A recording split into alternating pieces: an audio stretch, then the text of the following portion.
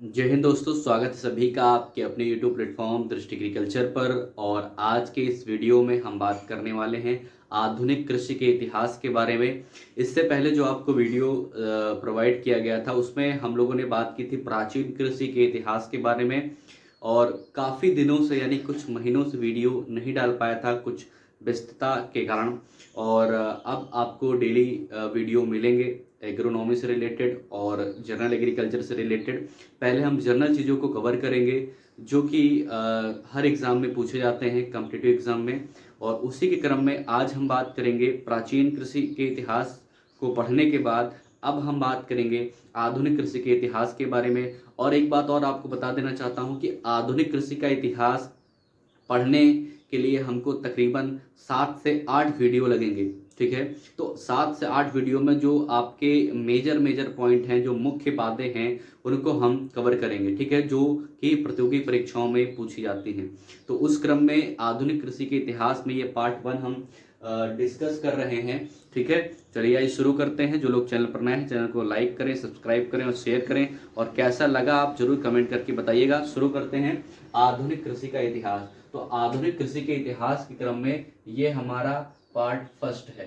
ठीक है, और इसके कई सारे पार्ट आपको मिलेंगे छोटे छोटे वीडियो के माध्यम से। ठीक है, तो सबसे पहले बात करते हैं 1871 की।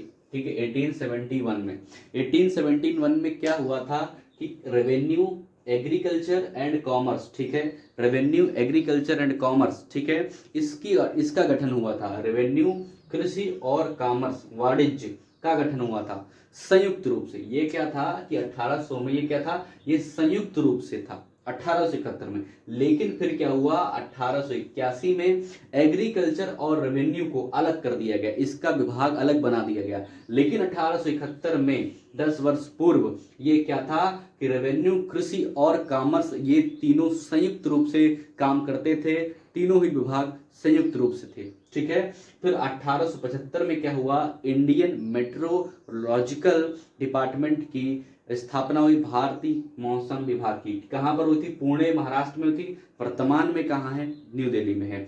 फिर उसके बाद 1881 में आपको बताया कृषि और रेवेन्यू को अलग विभाग के रूप में बना दिया गया, यहां से व्यवसाय को अलग कर दिया गया था। लेकिन स्टार्टिंग में तीनों ही एक रूप से एकल रूप से काम करते थे।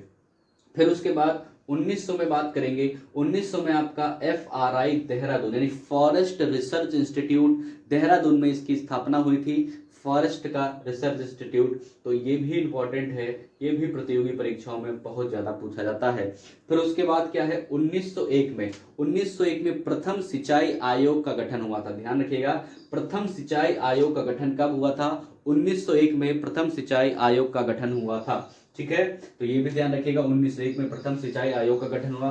फिर उसके बाद आगे देखते हैं 1914 में क्या हुआ कि ये कीट विज्ञान से संबंधित प्रश्न पूछा जाता है, डिस्ट्रक्टिव इंसेक्ट पेस्ट एक्ट। ठीक है, इंसेक्ट पेस्ट एक्ट जो आया था, कब आया था, 1914 में आया था। डिस्ट्रक्ट यानी कि उनको खत्म करने से रिलेटेड, ठीक है, सारी जो एक्ट था, अधिनियम था, वो पारित हुआ था।